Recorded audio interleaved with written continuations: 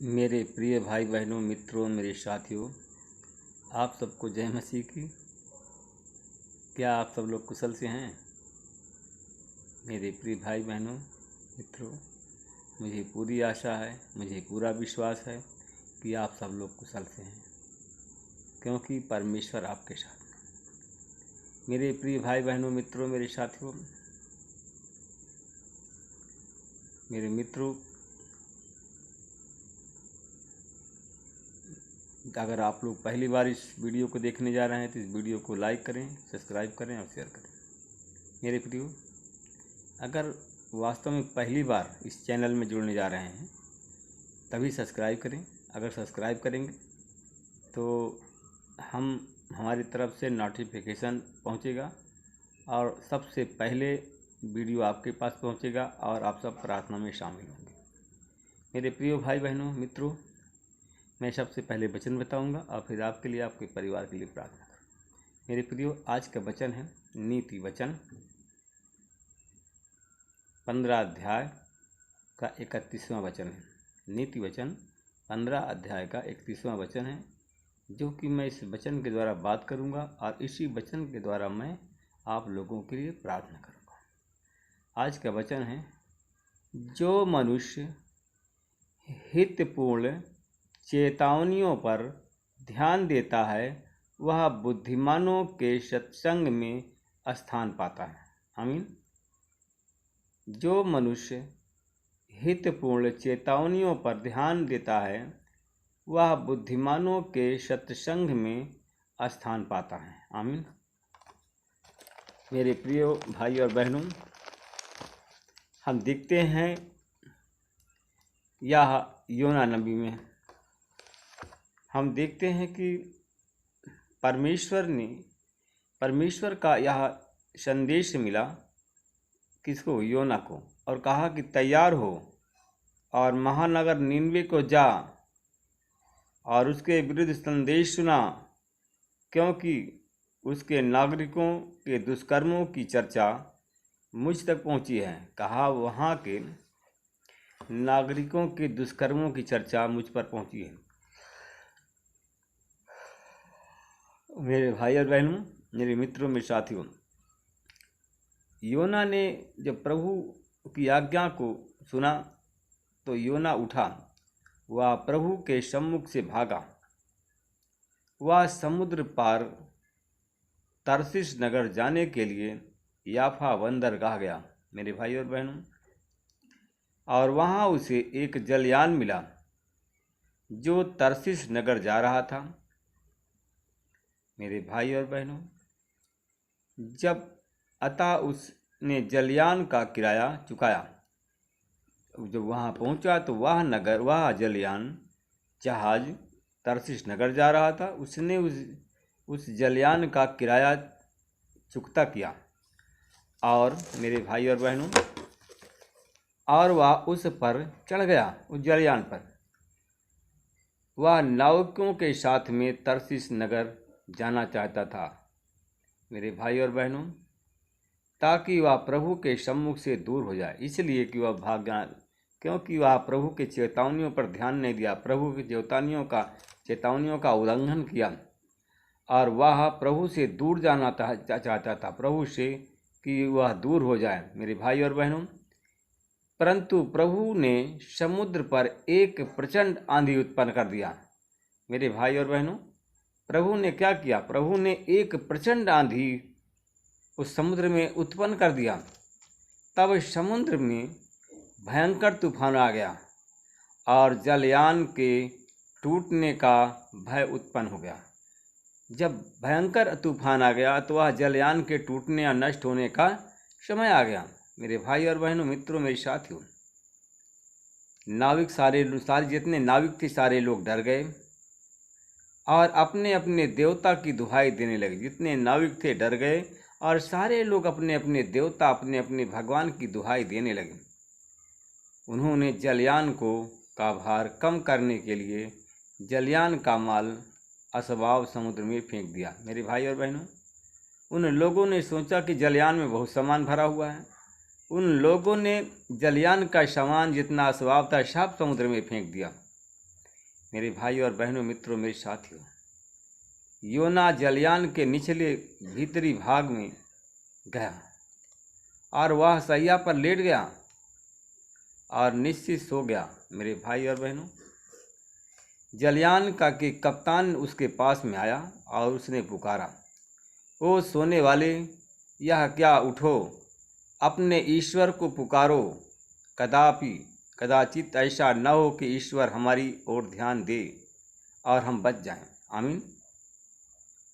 मेरे भाई और बहनों, मित्रों, मेरे साथियों, नाविकों ने अपने आप में परस्पर कहा, आओ हम चिट्ठियां डालें और यह पता लगाएं कि यह विपत्ति किस व्यक्ति के कारण हम पर आई है।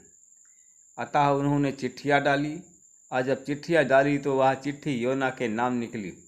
मेरे भाई और बहनों, उन्होंने योना से पूछा, हमें बताओ, यह विपत्ति हम पर क्यों आई पड़ी है?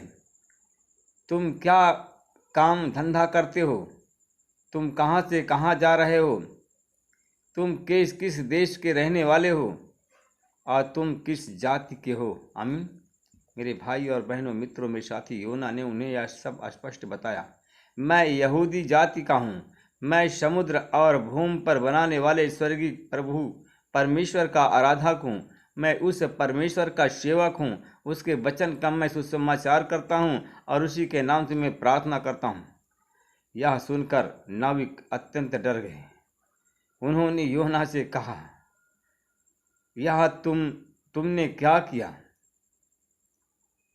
मेरे भाई और बहनों, मित्रों, मेरे साथियों, योना प्रभु के सम्मुख से भाग रहा है। यह बात वे जानते थे क्योंकि स्वयं योना ने उन्हें बताया था। उन्होंने योना से पूछा, समुद्र शांत हो जाए, इसके लिए हमें तुम्हारे साथ क्या करना चाहिए? मेरे भाई और बहनों, मित्रों, मेरे साथियों, समुद्र हर क्षण विकराल होता जा रहा था। मेरे भाई और बहनों, मित्रों, मेरे साथियों, योना ने उससे कहा, मुझे उठा करके समुद्र में फेंक दो, तब समुद्र शांत हो जाएगा। उसने कहा, मैं जानता हूँ कि यह भयंकर तूफान मेरे कारण तुम पर आया है। मेरे भाई और बहनों, मित्रों, मेरे साथियों, क्योंकि नाविकों ने जलयान को तट पर लाने की पूरी कोशिश की, पर वे उसे तट पर नहीं ला सके। समुद्र का रुख उनके विरुद्ध भयंकर विकराल होता गया। अंत में नाविकों ने प्रभु से प्रार्थना की कि हे प्रभु, हम तुमसे विनती करते हैं, हम इस मनुष्य के प्राण के बदले में हमें मत नष्ट कर। निर्दोष व्यक्ति की हत्या का दोष हम पर मत लगाना। प्रभु, तूने अपनी इच्छा के अनुसार यह कार्य किया है। तब नाविकों ने योना को उठाया और समुद्र में उसको फेंक दिया। मेरे मित्रों, मेरे साथियों, मेरे भाई और बहन, जब उन्होंने फेंक दिया तब समुद्र में का क्रोध शांत हो गया। और यह देखकर मेरे भाई और बहनों, यह देखकर नाविकों ने प्रभु से अत्यंत डर गए। उन्होंने प्रभु की बलि चढ़ाई और मन्नतें मानी। मेरे भाई और बहनों, जब उनको पानी में फेंक दिया गया तो एक चमक्ष योना को निगल गया और योना 3 दिन और 3 रात मत्स्य के पेट में पड़ा रहा और वह प्रार्थना करता रहा और संकट में उसने पुकारा, अधोलोक के उदर में दुहाई दी और उसने उनकी अधोलोक के जब दुहाई दिया तो उनकी दुहाई को परमेश्वर ने सुना। वह मत्स्य धीरे धीरे ले जाकर के 2 दिन 2 रात रहा और वह तीसरे दिन निनवे नगर में के किनारे वह एक जाल में फंस गया, नाविकों के जाल में फंस गया।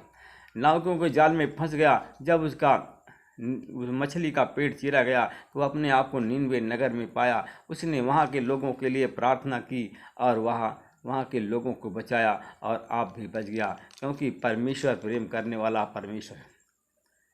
उसने चेतावनियों पर नहीं ध्यान दिया मत, परंतु जब चेतावनियों पर ध्यान दिया तो उसने आप बचा और लोगों को बचाया। मेरे प्रिय भाई बहनों, मित्रों, मेरे साथियों, अब मैं आपके लिए और आपके परिवार के लिए प्रार्थना करूंगा। अनुग्रहकारी दयालु पिता परमेश्वर प्रभु यीशु मसीह, मैं आपका धन्यवाद करता हूँ। मैं आपसे विनती प्रार्थना करता हूँ मैं उन भाई और बहनों के लिए मैं प्रार्थना करता हूँ परमेश्वर पिता। परमेश्वर पिता, जितने लोग हैं परमेश्वर पिता, परमेश्वर की आज्ञाओं का उल्लंघन किया, परमेश्वर के से दूर हैं परमेश्वर पिता, आज परमेश्वर पिता वही लोग आज बीमार हैं, वही लोग आज अस्पताल में भर्ती हैं, आज वही लोग आईसीयू में हैं, वही लोग परमेश्वर पिता, वही लोग आईसीयू में हैं परमेश्वर पिता, भर्ती हैं। उन्हीं लोगों को ऑक्सीजन लगा हुआ है परमेश्वर पिता। मैं धन्यवाद करता हूँ, पाप से विनती प्रार्थना करता हूँ परमेश्वर पिता, अगर वह हमारी आवाज़ सुन रहे हैं परमेश्वर पिता, हमारी आवाज़ उनके कानों तक पहुँचती हैं तो परमेश्वर पिता हमारी ये प्रार्थना सुन रहे हैं, देख रहे हैं, हमारी आवाज़ उन तक पहुँचती है तो यीशु मसीह के नाम से लोग चंगे हो जाएं, उनकी हर एक बीमारी चली जाए, उनकी पाप क्षमा हो जाएं। मैं परमेश्वर पिता धन्यवाद करता हूँ। मैं आपसे विनती प्रार्थना करता हूँ, उन भाई और बहनों के लिए प्रार्थना करता हूँ परमेश्वर पिता, जिनके सीने में दर्द है या इंस्पेक्शन है, उनके सीने को के दर्द को तेरे क्रूस पर देता हूँ, उनके सीने को तेरे लहू से धोता हूँ और यीशु मसीह के नाम से लोग उनको चंगाई बोलता हूँ। उन भाई बहनों के लिए प्रार्थना कर जिनके पेट में भारीपन है या इंस्पेक्शन है, बंद गैस को निकालता हूँ, उनकी बंद गैस को निकालता हूँ और गैस की बीमारी से चंगाई देता हूँ। उन भाई और बहनों के लीवर को तेरे लहू धोता हूँ, जिनके लीवर में इंस्पेक्शन हो गया है, उनके लीवर को तेरे लहू धोता हूँ, चंगाई की आशीष बोलता हूँ। मैं धन्यवाद करता हूँ परमेश्वर पिता, उन भाई और बहनों के लिए प्रार्थना करता हूँ परमेश्वर पिता, उन बहनों के लिए प्रार्थना करता हूँ जिनके बच्चे दानी में गांठ है, बच्चे दानी में इंफेक्शन हो गया है, कैंसर का प्रभाव है परमेश्वर पिता, कैंसर का आसार है, वो बहन को मालूम नहीं है परमेश्वर पिता। एक बहन है जो कि अस्पताल में भर्ती है, उनके बच्चे दाने में इंफेक्शन है परमेश्वर पिता, उसको कैंसर का आसार है। मैं परमेश्वर पिता तेरा धन्यवाद करता हूँ, उनके बच्चे दानी को तेरे लहू धोता हूँ, तेरे लहू से धो करके चंगाई देता हूँ परमेश्वर पिता। इसी घड़ी वो चंगी हो जाए तेरे लहू से, जैसे वचन में लिखा है यीशु का लहू सारे पापों से शुद्ध करता है। तो यीशु आपका लहू उसके बच्चे दानी को इसी समय शुद्ध कर दे और जो इंफेक्शन है यीशु के नाम से अच्छा हो जाए और तेरे नाम की महिमा करे और चंगी हो जाए। मैं परमेश्वर पिता में धन्यवाद करता हूँ, उस बहन के लिए प्रार्थना करता हूँ जिस बहन के सर में इस समय भारीपन है, दर्द पीड़ा है और बुखार से भी पीड़ित है, अस्पताल में पड़ी हुई है परमेश्वर पिता। परमेश्वर मेरे बहन, हमारी आवाज़ आपके कानों तक पहुंचती है तो आप अपना हाथ उठाइए और परमेश्वर को पुकारें और परमेश्वर आपके बुखार को, आपके सर के भारीपन को, सर के सारे शरीर के दर्द को इसी समय लेकर जा रहा है, चंगाई आपको देने जा रहा है। मेरे बहन, आप उस हालात में पहुंच गई हैं, उस हालात में पहुंच गए, उस जिस हालात में पहुंची हैं उस हालात को आप नहीं जानती हैं, केवल परमेश्वर जानता है।